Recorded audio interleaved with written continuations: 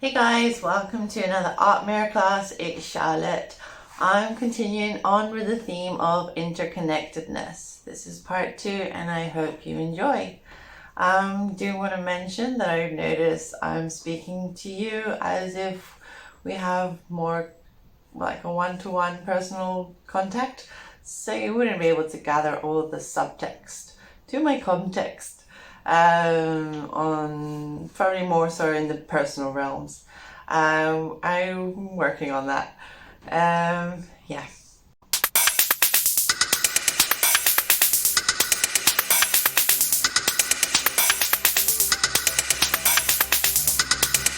When a bird is alive, it eats ants. When a bird is dead, ants eat it. Profound. Let redheads heal. Listening to the birds on my morning walk. I brought up Lagertha from the TV show Vikings in one of my previous videos. She was a shield maiden. She was a farmer. She was a mother. She was a wife. And her spirit broke. And she needed to be taken in and cared for. So how can you not talk about community and civilization when you're speaking about the theme of interconnectedness? If you have sensed or gotten the notion that I have something against capitalism, it's not so. I enjoy many parts of this reality. It is a bit about the hoarding of resources and them not being adequately distributed. And if we're looking at the movie of Mad Max, which was attributed in this series, it's all about resources. If expressing vulnerability is ugly, then how is this redhead, she, self-portrait supposed to heal? Referring to part 1 of this series, do we share writers and musicians? Well, we do share writing and we do share music. But where is the dystopia? Where is the distortion coming from?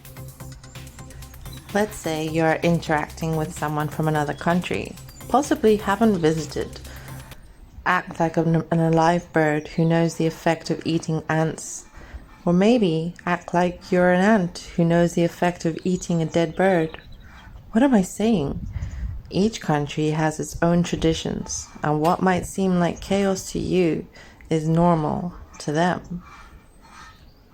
We need discernment.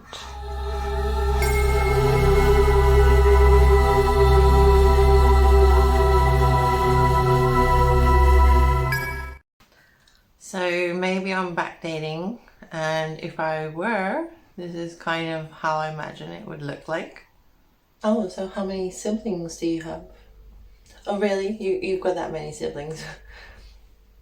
Oh, what are your hobbies? Hobbies?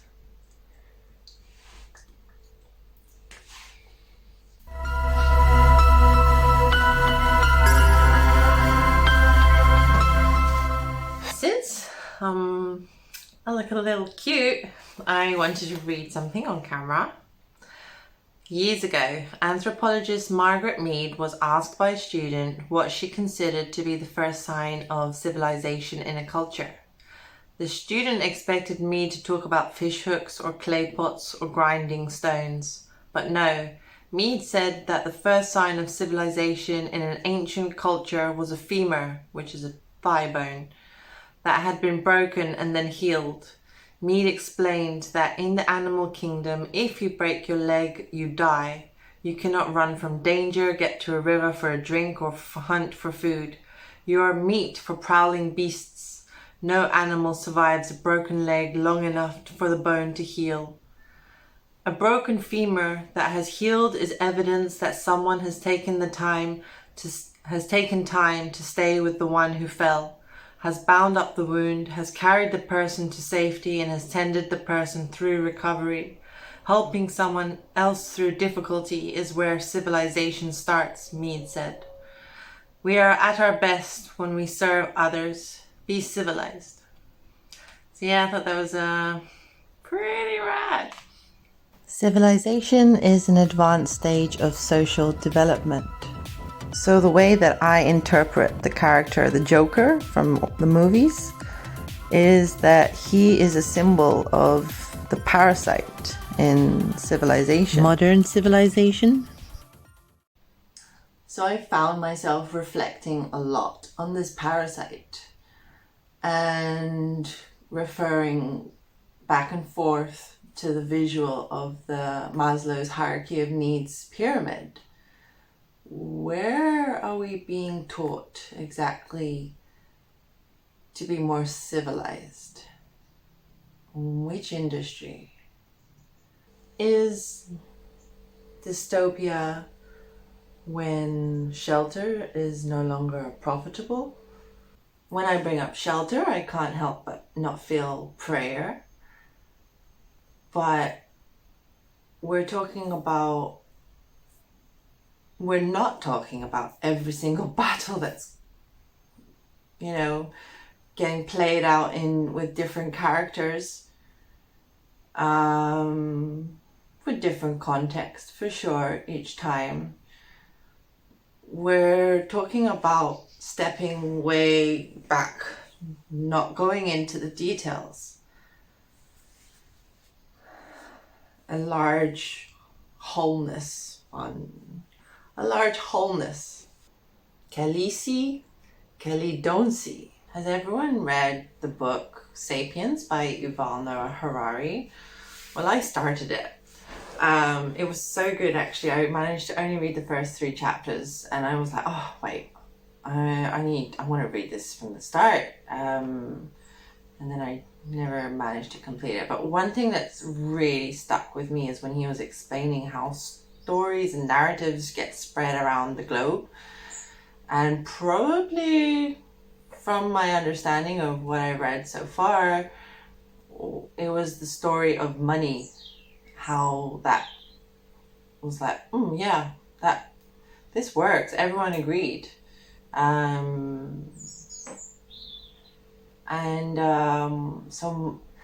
I'm not saying let's get rid of the idea of the story connecting us of money. I'm saying we need an additional story to connect us. So I have said that this series is going to be attributed to the franchise of Mad Max. If you've watched them, you can say that the biggest battles were that for resources and that for pregnant women, which brings me to the current times right now. We have a battle, I guess, between the sexes, man and woman, and I'm not getting into my personal views being a woman, but there's aggression from both sides, and maybe, I don't know why. I mean, I'm not going to get to the source of things, but men love to say that they developed the world. They built the world.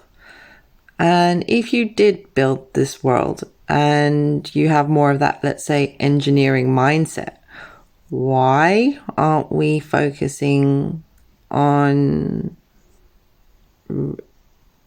re-engineering some of the current establishments that we have existing instead of this obsession with advancements and gain?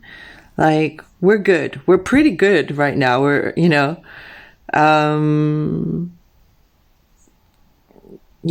why aren't we re-engineering current establishments to be more colorful, if you get my vibe?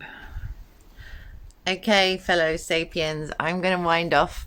Thank you for tuning in. If you like, please share, subscribe, and like. Bye! I want to thank Vasos Vasiliou for providing the music to this video. The title of the song is called The Story of Ancient Civilizations, and at its ethos, it's about the potential and belief in humanity, humankind. His link is in my bio. Check him out if you enjoy techno music. Have a good night, everyone.